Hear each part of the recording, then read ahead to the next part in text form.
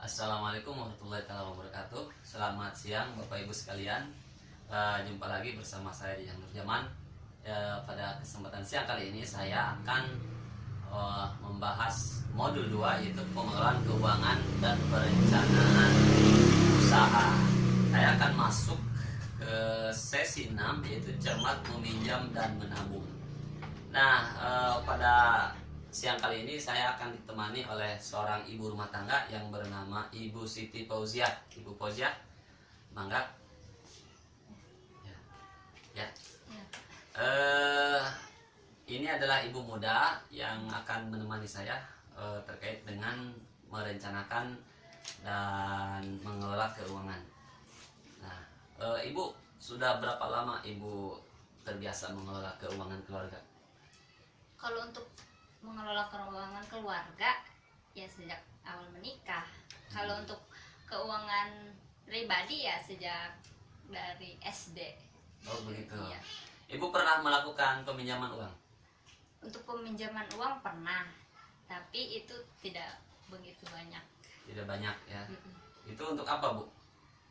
Untuk kebutuhan mendesak. Oh begitu. Ya. Nah, Ibu, kita akan berbagi tips ya. Ya. Supaya ibu-ibu ini tidak terjerat dengan yang namanya utang. Nah, pada prinsipnya berutang adalah bukan sesuatu larangan, tetapi itu diperbolehkan. Namun ada beberapa yang harus kita perhatikan. Kita harus matang dalam merencanakan utang dengan hati-hati. Pertama, Ibu ya, harus memikirkan untuk apa tujuan kita meminjam uang. Tadi sudah benar, meminjam uang untuk keperluan yang mendadak dan itu sifatnya urgens ya, penting dan mendesak. Nah, ini juga diperbolehkan. Jangan sampai nanti ibu itu meminjam untuk membeli belanja keinginan. Kalau keinginan kan tidak terbatas. Nah, upayakan untuk kebutuhan saja atau untuk modal usaha, itu diperbolehkan Ibu ya. Artinya itu untuk kegiatan produktif. Kemudian yang kedua, mencari jalan. Apakah ada cara lain yang bisa dilakukan sebelum berutang? Nah, sebaiknya Ibu berpikir ulang. Kira-kira kalau lagi keadaan mendesak, baiknya meminjam atau menggunakan tabungan atau menggunakan aset. Ya, jika ada tabungan dan itu atau gunakan yang ada. Oh, bagus. Sudah mantap berarti Bu ya. Kemudian kalkulasikan berapa besar kita perlu berutang. Nah, ini kalau kita kebutuhannya 1.000, maka berhutanglah 1.000 ya. Kalau kebutuhannya 200, hutanglah 200. Jangan sampai kebutuhannya 200, berhutangnya 1.000. Nah, ini kan berbahaya Ibu ya.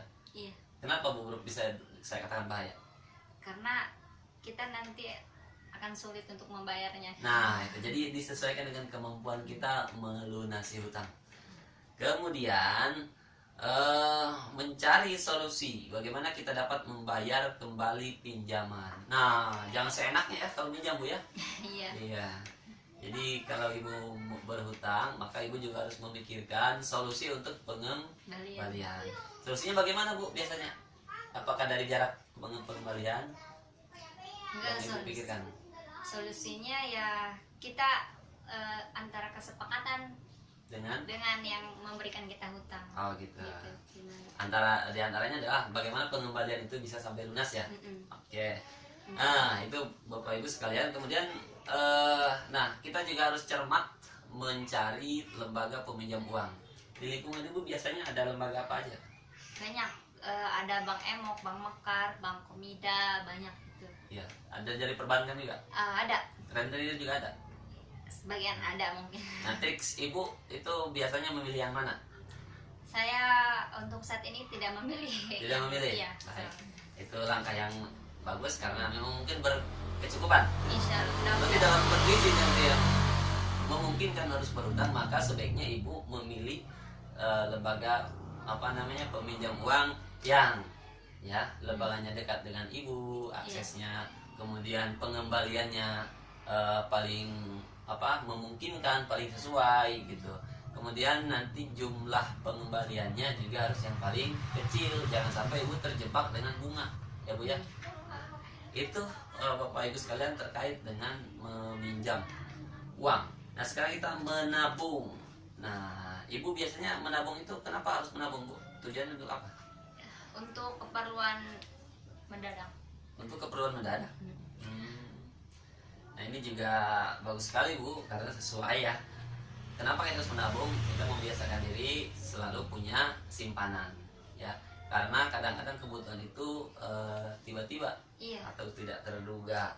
Nah, berikut triks-triks untuk kita bisa rajin menabung, yaitu pertama, merencanakan tujuan. Tujuan kita menabung untuk apa? Apakah untuk membeli sesuatu yang tidak sanggup kita beli sekaligus? Nah, itu lebih baik. Atau untuk berjaga-jaga. Ah, ini sangat lebih cocok, Bu ya. Iya. Kemudian menentukan jumlah tabungan. Nah, bolehkah kita menentukan jumlah tabungan? Boleh. Boleh. Nah, boleh. Ataupun tidak ada tidak tertentu. Misalkan Ibu ingin menabung selagi punya uang, ya menabung saja. Iya. Berapa lama untuk menabung? Itu juga harus ditentukan ya, Bu ya.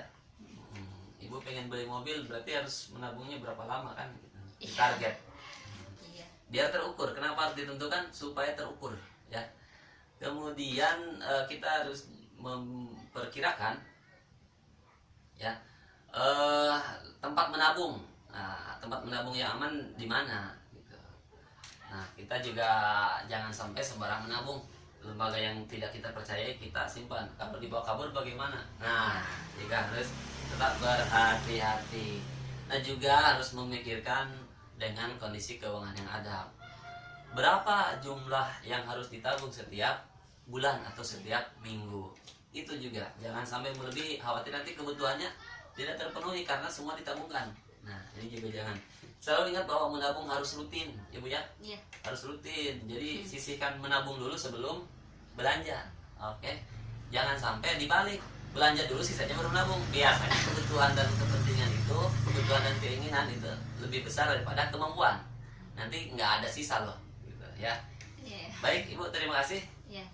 telah menemani saya pada siang kali ini. Semoga bermanfaat, Ibu ya, dalam mengelola keuangan. Terima kasih. Terima kasih. Assalamualaikum warahmatullahi wabarakatuh.